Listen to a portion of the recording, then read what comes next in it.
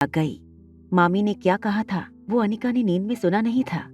उसने जब अपने बेड की लेफ्ट हैंड साइड पर देखा तो वहां रिया नहीं थी।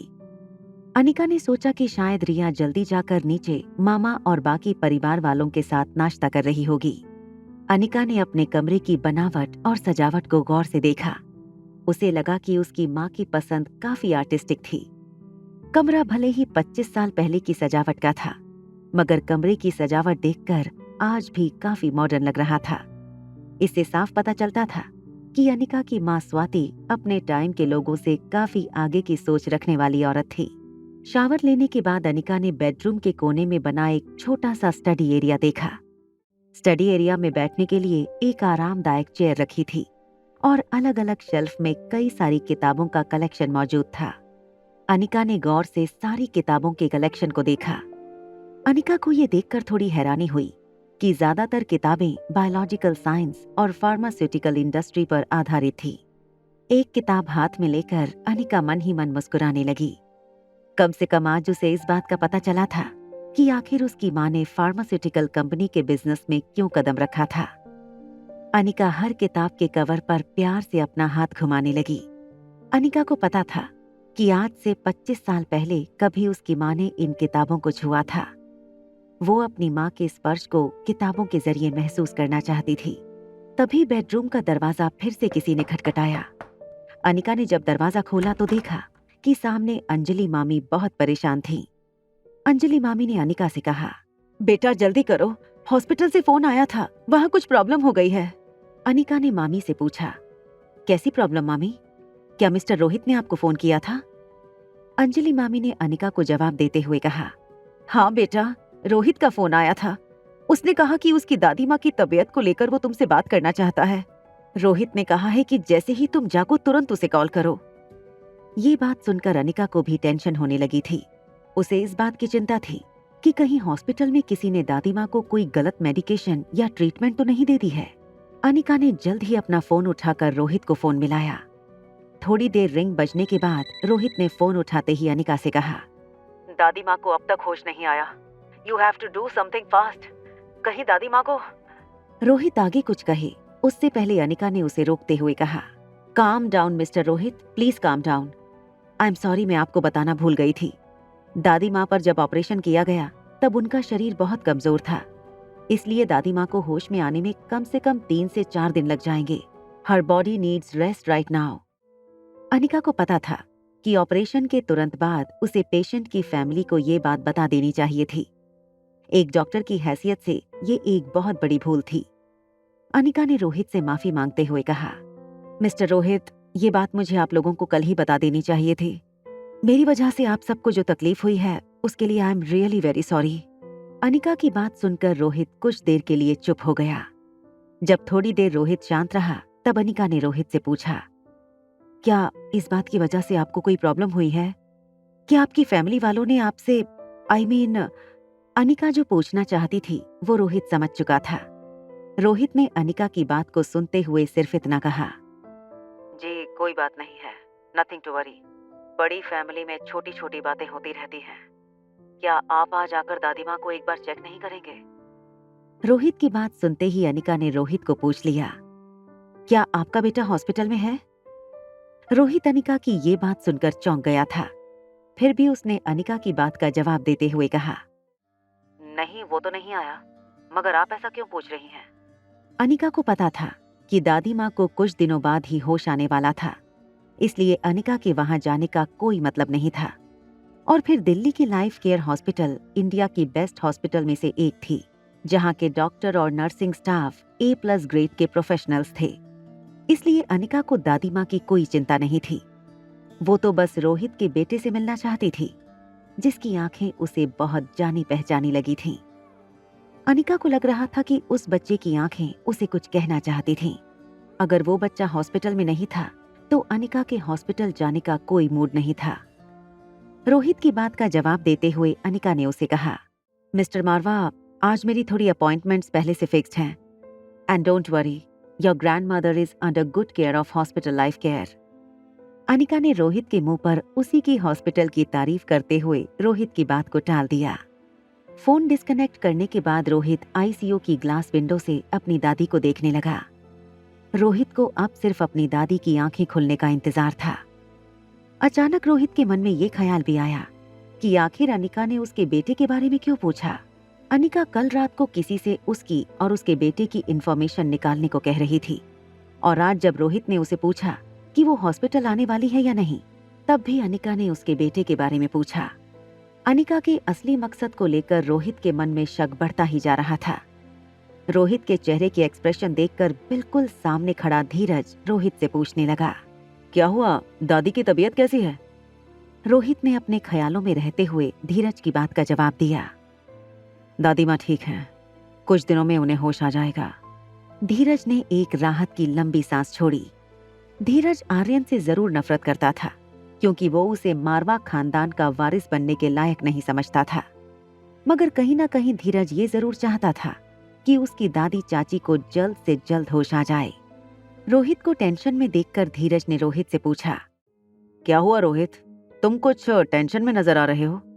अगर मैं तुम्हारी कोई मदद कर सकूं तो मुझे बताना, आखिर मैं तुम्हारा भाई हूं। धीरज की ये बात सुनते ही रोहित ने उसे वो सवाल पूछ लिया जो पिछले कई घंटों से उसके मन में चल रहा था।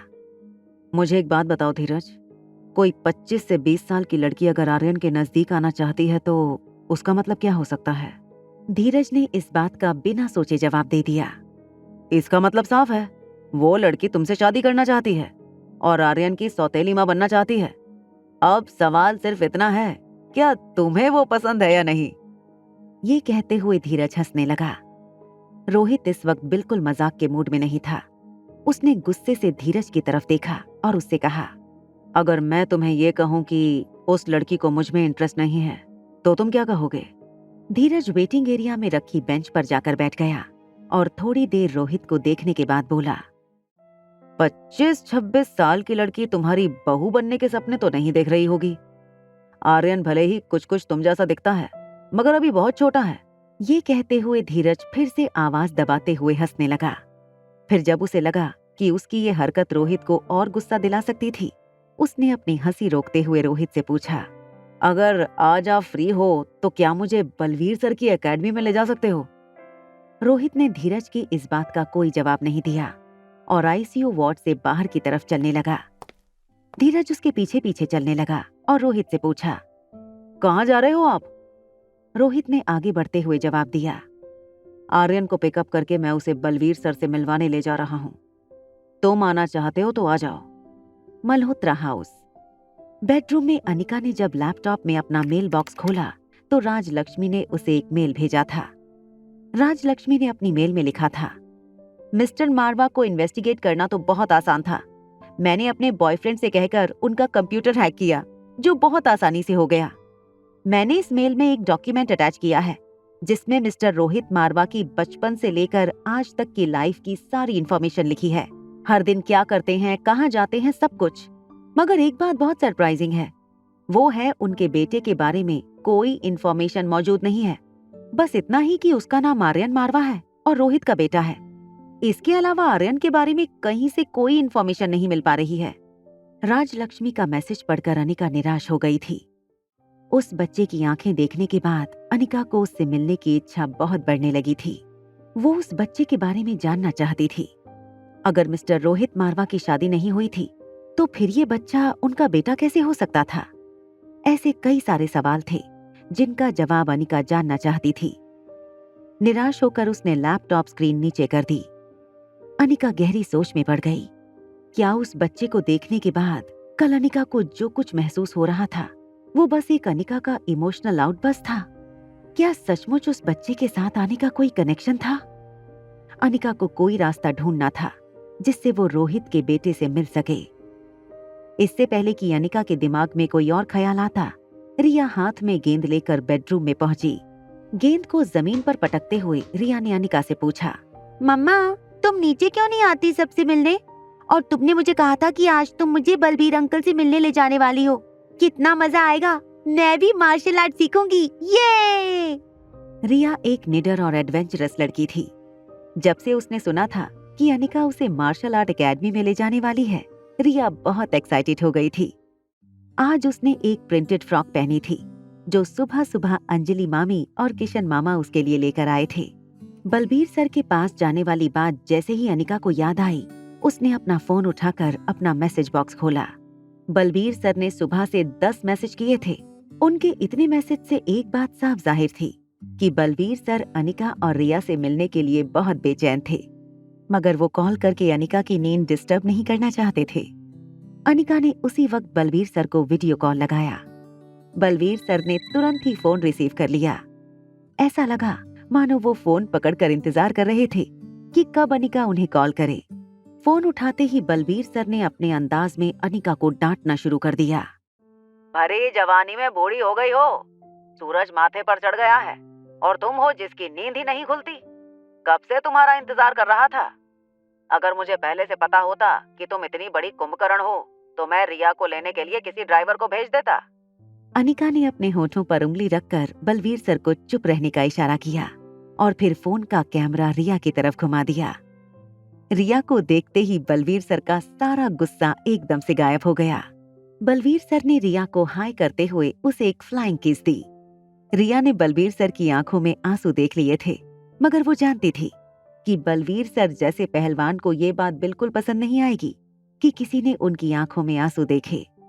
रिया ने बलबीर सर को फ्लाइंग किस रिटर्न करते हुए कहा, मैं और मम्मा अभी इसी वक्त आपसे मिलने आ रहे हैं। ये सुनते ही बड़ी खुशी से बलबीर सर रिया और अनिका से कहने लगे, तो बात चाहो फिर देर किस बात की कर रही हो।